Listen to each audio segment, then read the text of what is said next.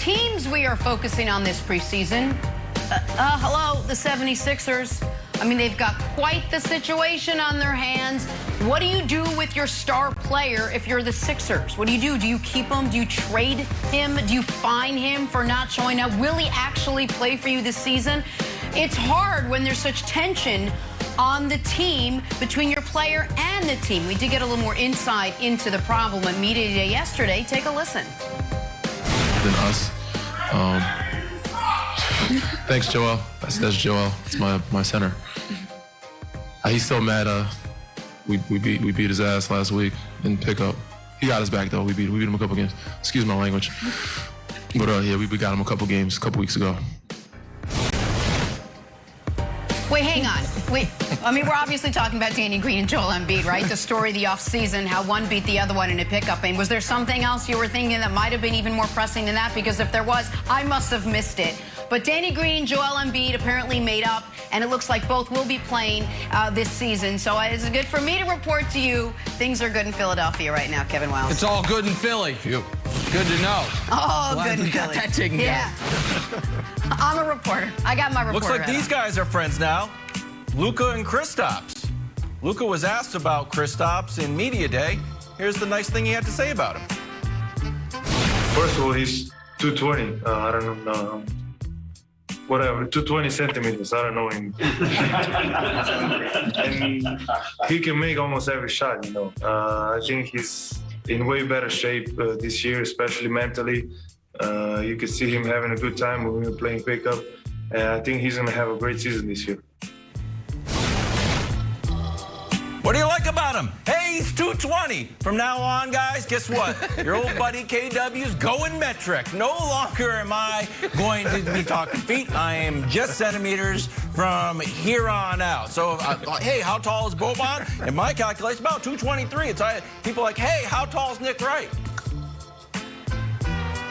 181. 181. Gotcha. Boom. They're so stupid. Guys, American Wilds is really dumb. You guys think I'm on joking? On the scale of He's success, dumb. that was up there. That was up there. Drawing a blank, the Eagles lost again last night, this time to divisional rival Dallas. That's never fun. Jalen Hurts did have his share of chances, but threw a couple of costly picks, including a pick six to Trayvon Diggs. Philly never really could recover after that. Here was Eagles quarterback Jalen Hurts on a stinker last night. I take responsibility for how this game went tonight. I take responsibility for that. I'm going to learn from it, and I'm going to learn from it. We're going to be a better team from it. I believe that. I truly believe that. You know, you take you a deuce, you don't sit there and look at it.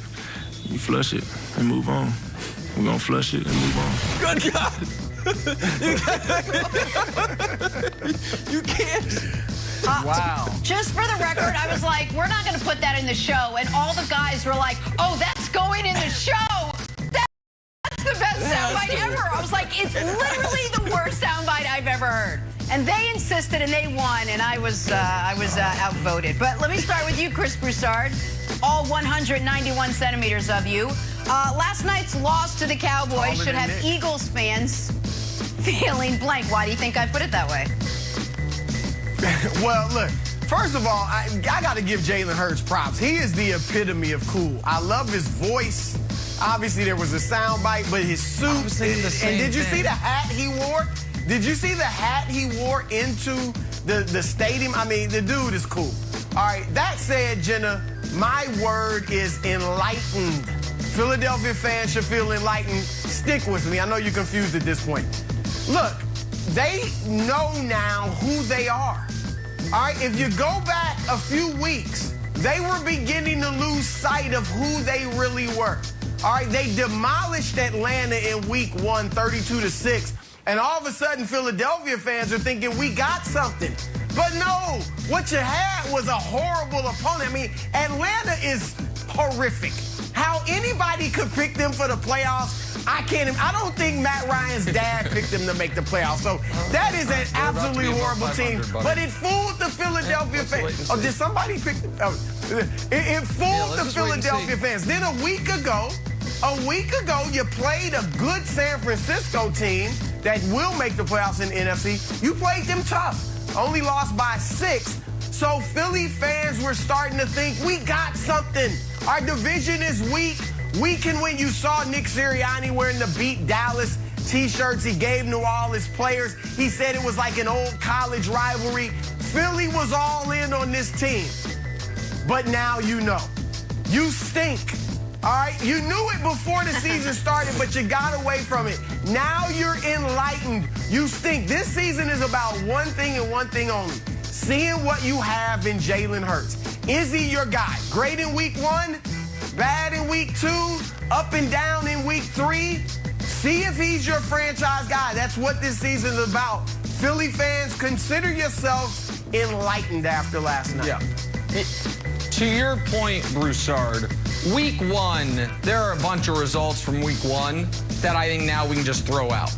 Philly looking as good as it did, Buffalo looking as bad as it did, Green Bay looking as bad as it did, the Texans looking good. We're like, okay, week 1 aberrations, just throw those out. If I'm Philly, though, or a Philly fan, I'm feeling terrified because 1-0 is about to be 1-6. Look at their next 4 games. Defeated Raiders in Vegas. They don't have another game where they won't be at least a touchdown underdog until they play the Lions. And so if you're a Philly fan, I know the year started off great and week 2 was kind of a moral victory loss. You're about to be 1-6, and those Beat Dallas shirts are going to be put away until next season. So Wilds, I think they should be terrified of their upcoming stretch, most notably this weekend. Oh, I don't know. They are getting a hot Chiefs team. Remember, after a loss, just like remember when the Chiefs lost to the Ravens, they were going to come back.